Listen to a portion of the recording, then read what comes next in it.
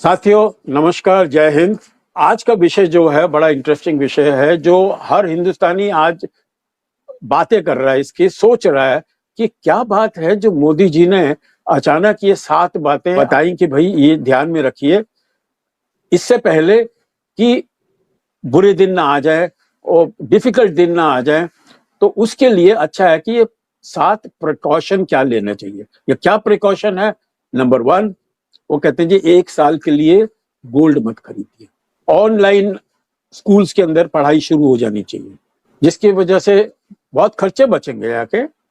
और तीसरा ये है कि घर से आप ऑपरेट करने की कोशिश करिए और गैस और ईंधन को जरा बचा के चलिए आप जाके, कि भी जितने वो आप मेरे ख्याल से everybody knows about this 7 things. तो ये उन्होंने बोला इसलिए क्योंकि आप अभी से जरा संभल जाइए, इससे पहले कि चीजें हमारे कंट्रोल से बाहर आ जाए। आज सब देशों के अंदर राशनिंग नहीं, वहां डेंजर पॉइंट पे आ गए हैं जाके। सब सब डर के बैठे हुए हैं, कहां से कहां रेट पहुंच गए। एक हिंदुस्तान है जहां आदमी आज भी नॉर्मल स्थिति में बैठा हुआ है और इतनी चिंता नहीं कर रहा, क्योंकि गवर्नमेंट ने अभी तक नुकसान सहा है। इससे पहले कि नुकसान पब्लिक के ऊपर आ जाए, तो उनका यही एडवाइस है कि भाई समझ जाओ, अभी जरा संभल के खर्चा करो। एंड और देश की जो हित की बातें हैं वो दिमाग में रखें, और which will be good for everybody including the government. हाँ बोलिए सर। उधर एक्चुअली क्या है कि जो सारी प्रॉब्लम इस टाइम पे है वो हॉर्मुज से जो लड़ाई चल रही है और लड़ाई बंद होने का नाम नहीं ले रही। अगर लड़ाई बंद हो जाए तब भी चीजें नॉर्मली होगी। जैसे यूएई के एक पोर्ट पे अटैक हुआ जहां पे वो ऑयल प्रोड्यूस होता था, उसको उन्होंने कहा कि ये थोड़ा सा डैमेज हुआ था लेकिन इसको रिपेयर करने में टाइम लग जाएगा इस साल के एंड तक, लेकिन पूरी यहाँ पे जो फैसिलिटी को डिलीवरी करनी पड़ेगी उसके अंदर 1 साल और लग जाएगा। और इसी तरीके से जो सऊदी में नुकसान हुआ है उससे फर्क पड़ेगा। और ये भी नहीं पता कि वार कब तक चले। लेकिन मेन बात है कि इंडिया जो अपना 85% पेट्रोल वो इंपोर्ट करता है, फ्यूल इंपोर्ट करता है, और इसलिए हमारी फॉरेन एक्सचेंज वहां पे यूज होती है। फ्यूल के प्राइसेस इंक्रीज हो चुके हैं $55 से लेकर के $100 पर बैरल। इससे हमारा खर्चा बहुत ज्यादा बढ़ गया है, हमारी फॉरेन एक्सचेंज की रिक्वायरमेंट बहुत ज्यादा बढ़ गई है। ज्यादातर हमारा जो फॉरेन एक्सचेंज का खर्चा होता है वो होता है पेट्रोल डॉलर्स के ऊपर, यानी कि पेट्रोल और डीजल लेने पे वर्ल्ड से। और साथ में हमारी रेमिटेंस उस पर भी इम्पैक्ट पड़ा है, क्योंकि इस टाइम पे वार चल रहा है गल्फ के अंदर, और हमारा जो इस टाइम पे रुपया है उसकी वैल्यू डाउन हो गई है, यानी कि और ज्यादा नीचे गिर गया। तो यहाँ पे पीएम मोदी ने साफ ने कहा है कि गोल्ड मत लीजिएगा 1 साल तक, इस पे कंट्रोल कीजिएगा। और ये पहली बार नहीं है, इससे पहले 1967 में इंदिरा गांधी ने भी ऐसा कहा था कि आप गोल्ड मत लीजिएगा। और उसके बाद 2013 में भी जब मनमोहन सिंह की गवर्नमेंट थी, जब कोई क्राइसिस नहीं था, तब भी कहा गया था कि गोल्ड मत लो। ये बात की थी उनके फाइनेंस मिनिस्टर चिदम्बरम ने। तो आज लोगों को गोल्ड खरीदने पे अपने आप को कंट्रोल करना चाहिए। और दूसरी बात है कि ट्रैवल कम करो, ये पीएम मोदी ने कहा। अगर आप ट्रैवल कम करोगे तो आपका पेट्रोल बचेगा, पेट्रोल बचेगा तो आपकी फॉरेन एक्सचेंज बचेगी। और साथ में एक और भी कहा है कि गैस जो आप यूज करते हैं उसकी जो आप यूज है उसको 10% कम कर दो, ताकि हमारी गैस की कंजम्पशन कम हो और हमारा पैसा बचे, क्योंकि सप्लाई लाइन भी स्टेप पे चौक हो रखी है। क्योंकि उन्होंने ये भी कहा है कि हमारे यहाँ कोई तेल के कुएं तो है नहीं कि हम यहाँ पे तेल से अपना निकालते रहेंगे, तो ये भी एक इश्यू चल रहा है। साथ में ये भी कहा है कि आप ऑनलाइन काम कीजिएगा, यानी कि हर एक को रोज आपको ऑफिस जाने की जरूरत नहीं है।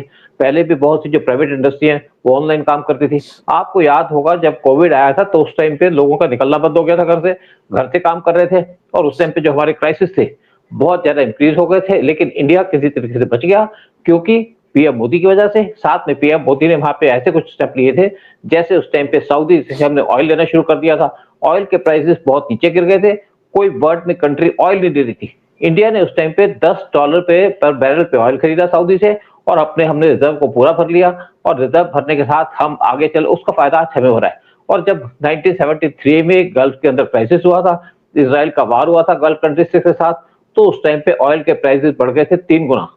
और उस टाइम पे इंदिरा गांधी गवर्नमेंट थी जिसने बहुत काम किया था, यानी कि 71 में उन्होंने वार जीता था, पाकिस्तान के टुकड़े किए थे, लेकिन तब अपोजिशन के लोग सड़कों पे आ गए और उन्होंने डेमोन्स्ट्रेशन करनी शुरू कर दी, जिसकी वजह से इंदिरा गांधी को इमरजेंसी लगानी पड़ी।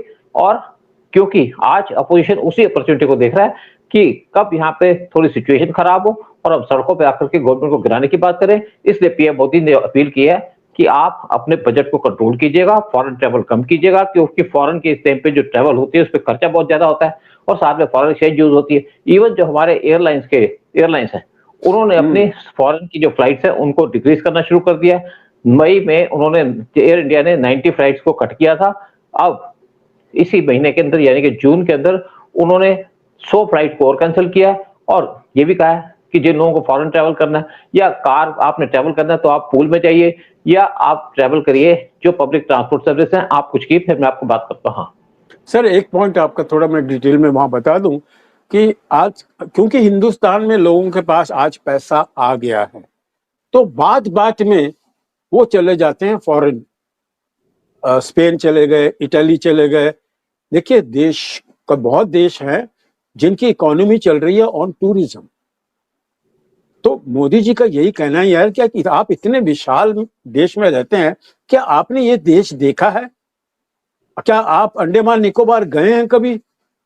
क्या आप हमारे पहाड़ों में, मतलब इतनी रिमोट जगहें हैं, पहले वो तो देख लो, उसके बाद फॉरेन ट्रिप, जिसकी वजह से हमारे देश की हानि होती है फॉरेन एक्सचेंज की, हम लोग जाके वहां पैसा खर्च करते हैं। So that is his advice कि भाई कम से कम अभी जो छुट्टियां मनाना या आलतू फालतू घूमना और शादियां जाके अब्रॉड में करना, एक ये अजीब सा, ये इसलिए हो रहा है क्योंकि पैसे आ गए इनके पास, हिंदुस्तानियों के पास।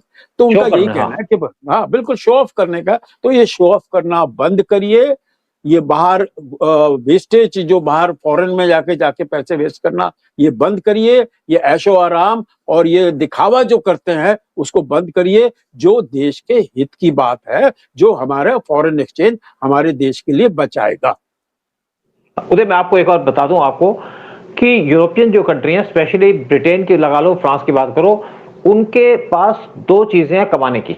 एक उनके जो डिफेंस इक्विपमेंट है जो बेचते हैं, दूसरा है वहां पे टूरिज्म को बहुत ज्यादा प्रमोट किया जाता है, बहुत से टूरिस्ट वहां जाते हैं जिनसे इनकी इकोनॉमी चलती है। और इवन यूएई की इकोनॉमी चल रही है टूरिज्म के ऊपर, जबकि सऊदी पूरा डिपेंडेंट है ऑयल के ऊपर, लेकिन यूएई डिपेंडेंट है 75% टूरिज्म और बाकी चीजों के ऊपर, 25% ऑयल के ऊपर है।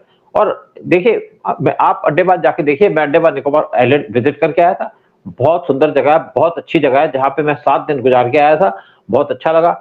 मैंने बीचेस देखी है फॉरेन के अंदर। और आपको एक और बात बता दूं, मैं जब जॉब में था तो मेरी पोस्टिंग कई कंट्रीज के अंदर हुई थी, लेकिन उसके बाद जब मैं रिटायर होने के बाद मैंने अपना पासपोर्ट नहीं बनाया, क्योंकि मुझे कोई जरूरत नहीं है फॉरेन जाने की। आज हमको जाना है तो आप राम टेम्पल जाइए, आप अयोध्या टेम्पल जाइए, आप जो बाकी जगह इंडिया के अंदर टूरिज्म की जगह वहां जाइए, क्योंकि यहाँ पे इंडिया के अंदर बहुत ज्यादा। हाँ नहीं उदय, एक्चुअली क्या है कि आप मध्य प्रदेश में जाइए, बहुत सुंदर जगह है। मैं मध्य प्रदेश में विजिट किया करके, क्योंकि वो आइसोलेटेड जगह है और गवर्नमेंट ने इस टाइम पे इतना अच्छा वहां पे अरेंजमेंट करके रखा है, होटल्स बने हुए हैं, वहां पे आने जाने का संबंध बना हुआ है, रेल जाती है, प्लेन जाते हैं, और आप जाइए तो आपको चीप भी मिलेगा और आपको इंटरेस्टिंग भी मिलेगा, आपको इंडिया की हिस्ट्री के बारे में पता चलेगा। तो ये जो बातें पीएम मोदी ने कही हैं, इस पे अमल करना चाहिए। देखिए, अगर हम अपने देश को सुरक्षित रखना चाहते हैं, क्योंकि ये प्रॉब्लम जो चली है ऑयल की, अपने घर को अगर सुरक्षित रखना चाहते हैं, बिल्कुल सही बात है। देखिए उदय, एक और बात है कि ये जो पीएम मोदी ने कहा है ना बातें, देखिए यहाँ पे बहुत बार क्राइसिस आया हमारी कंट्री के अंदर। जैसे मैंने कहा 75 में यहाँ पे डेमोन्स्ट्रेशन करनी शुरू कर दिया अपोजिशन ने, जयप्रकाश नारायण इसको लीड करने लगे, क्योंकि अब यहाँ पे जो हमारे दुश्मन है, चाहे आपका चाइना हो, चाहे पाकिस्तान हो, चाहे अमेरिका हो, ये तो देश को डिस्टर्ब करना चाहते हैं। अमेरिका तो आज नंबर 1 पे है, जो देश को तोड़ना चाहता है। तो ये लोग अपॉर्चुनिटी देख रहे हैं, कभी भी सिचुएशन खराब हो तो यहाँ पे इसी टाइप का हल्ला गुल्ला मचा दें। और यहाँ पे राहुल गांधी बैठा है, अखिलेश यादव बैठा है, जिनका काम ही देश को बर्बाद करने का है। तो पीएम मोदी एक इंटेलिजेंट आदमी है, एक समझदार हमारे लीडर हैं, जिन्होंने देश को इतने आगे लेके गए हैं, और वो आज अपील कर रहे हैं, और अपील को सबको इसके ऊपर इस्तेमाल करना चाहिए। जब मैंने जैसे कहा कि जब भी देश में क्राइसिस आया, हमारे देश के लोग खड़े रहे। जब 1962 में चाइना ने हमारे पे अटैक किया था, तो लोगों ने अपने सारे गहने दे दिए, कपड़े दे दिए फौजियों के लिए।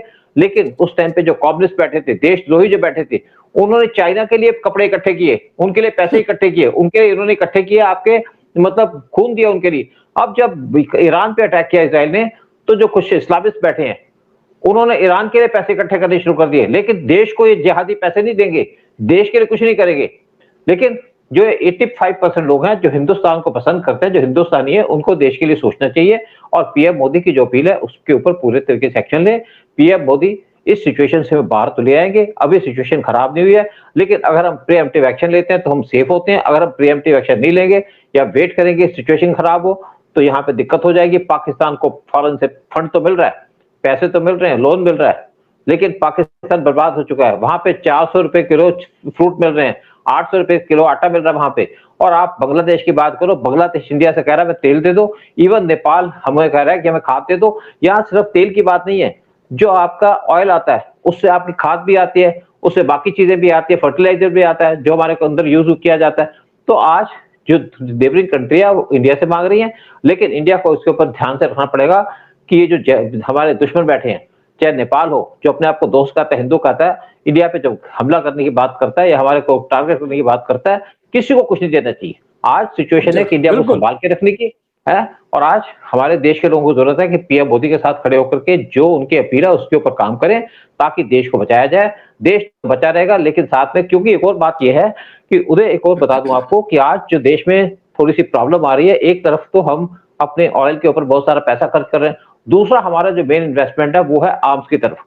हमने बहुत सी डील की है फॉरेन कंट्रीज के साथ, एक $36 बिलियन की डील की है फ्रांस के साथ 114 फाइटर जेट लेने की, एक और डील करने जा रहे हैं हम रशिया के साथ Su-57 लेने की, और उसके बाद इंडिया के अंदर बनाए जाएंगे। उसके अंदर भी हमको कम से कम $15 बिलियन खर्चने पड़ेंगे। एक हमने डील की है जर्मनी के साथ जिसके अंदर $10 बिलियन खर्चे जा रहे हैं उनसे 6 सबमरीन इंडिया के अंदर बनाने की। साथ में हम बहुत से इक्विपमेंट ले रहे हैं, जैसे रशिया से एक सिस्टम ले रहे हैं जो S-400 को प्रोटेक्ट करता है। साथ में 5.43 बिलियन के 5 और S-400 मिसाइल ले रहे हैं ताकि देश की सुरक्षा की जाए। $3.1 बिलियन का डील हमने साइन की हुई है अमेरिका के साथ MQ-9 भी ड्रोन लेने की। साथ में P-8I प्लेन की डील हम साइन कर रहे हैं अमेरिका के साथ, अपने प्लेन लेने की जो प्लेन है। तो इंडिया अपना सामान खरीद रहा है देश की सुरक्षा के लिए। देश सुरक्षित होगा तो हम सुरक्षित रहेंगे, और हमको ये पैसे तो खर्च नहीं है, लेकिन अगर हम कुछ पैसा बचाएंगे ताकि देश को सुरक्षित कर पाए तो इससे बड़ी कोई कीमत हम दे नहीं पाएंगे अपने देश को। यही पे हम प्रोग्राम खत्म करते हैं और आपसे रिक्वेस्ट करते हैं चैनल को सब्सक्राइब कीजिए और वीडियो को शेयर कीजिएगा। सर, एक बार खाली जाने से पहले एक वर्ड में बोल दूं कि ये गुजराती दिमाग नहीं है, is a nationalist person and is very concern Modi ji is about each and every citizen, कि भैया अगर तुम्हारे बैंक में पैसा रहेगा तो आपका बैंक बैलेंस रहेगा, तो आपका मेंटल बैलेंस भी सही रहेगा, देश का मेंटल बैलेंस भी सही रहेगा। इसलिए सुधर जाओ, संभल जाओ, इससे पहले कि कोई नुकसान हो। I think that's a very timely thing. Like a good leader, he has done it. And Jai Hind, Jai Hind, and Vande Mataram. See you.